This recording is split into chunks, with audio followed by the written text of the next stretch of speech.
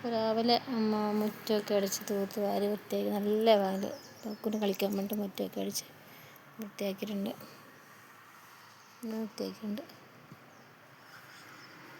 അവിടെയാണ് ഇത്രയും കാര്യങ്ങൾ. അപ്പോൾ ഇതാണ് എൻ്റെ കോലം. അപ്പോൾ ഇവിടെ നോക്കി, ഇവിടെ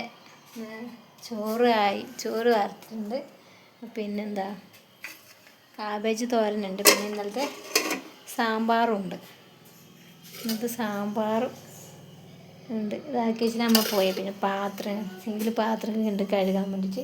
പിന്നെ ഇത് കളിക്കുന്ന കളിപ്പാട്ടാണ്. അതൊക്കെ അവനെ മൂത്രം വെച്ചിട്ട് ഇങ്ങനെ ആക്കിയിട്ട് വെച്ചിട്ട് കഴുകി സെറ്റാക്കി വെച്ചിട്ടുണ്ട്.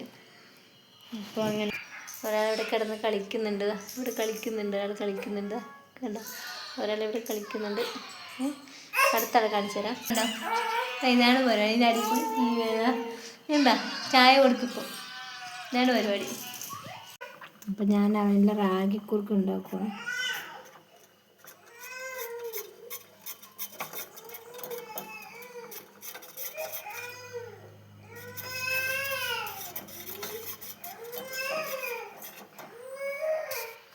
അപ്പം ഞാൻ അവനെയും പിടിച്ചുകൊണ്ടാണ് കുറുക്കുണ്ടാക്കാൻ പോകുന്നത്. നടക്കുമോയെന്ന് അറിയില്ല. കാര്യമുണ്ട് കേട്ടോ ഉമ്മ. അപ്പോൾ ഇത് ഈ ബോട്ടിനകത്ത് വെച്ചിട്ട് അങ്ങനെ കൊടുക്കും.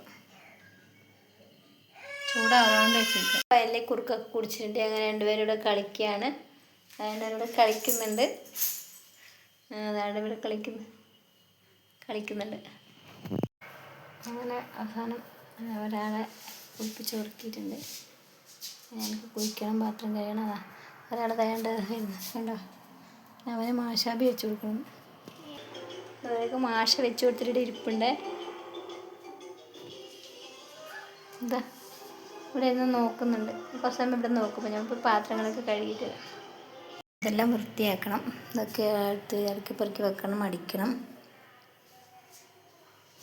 അങ്ങനെ കുറച്ച് പാത്രങ്ങളുണ്ട്, ഇത് കഴുകണം. തുണിയുണ്ട്, ഇത് കഴുകണം. അങ്ങനെ ഫൈനലി വാഷിംഗ് മെഷീനിൽ തുണി കഴുകാണ്ട് ഇപ്പോൾ ഇവിടെ കൊണ്ട് വെച്ചിട്ടുണ്ട്. പാത്രം കഴുകിയിട്ട് വന്നിട്ട് കട്ട വെയിലുണ്ട് ഗൈസ്. നോക്കുമ്പോൾ നാരങ്ങ പിഴിഞ്ഞു, അതിൻ്റെ പിണ്ടിയാണ്. അങ്ങനെ കുഴിച്ചു കുടിച്ചോ. ഞങ്ങൾ എഴുന്നേറ്റു. അപ്പോൾ ഞാൻ ആദ്യം ചോറ് കൊടുക്കുകയായിരുന്നു. അപ്പോൾ ഇതാ ഇവിടെ അന്ന് നോക്കി കിടപ്പുണ്ടത് കണ്ടു ഗൈസ്.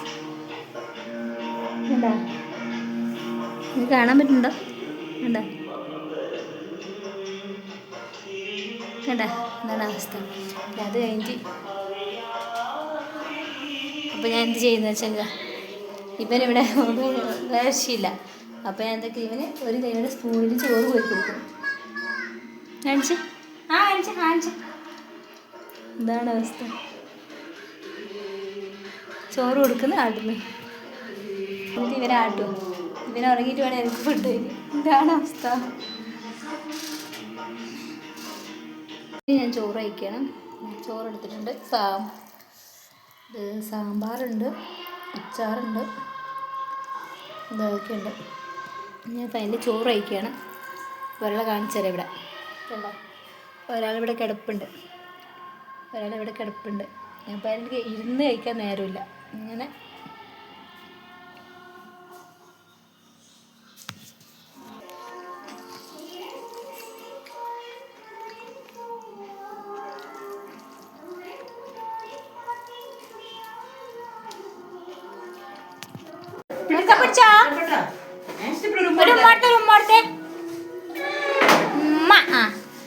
നിനക്ക് വേണോ ബേബീനെ വേണോ? പിങ്കാ? ഓ ഇപ്പഴാ മനസ്സിൽ പിങ്കാ.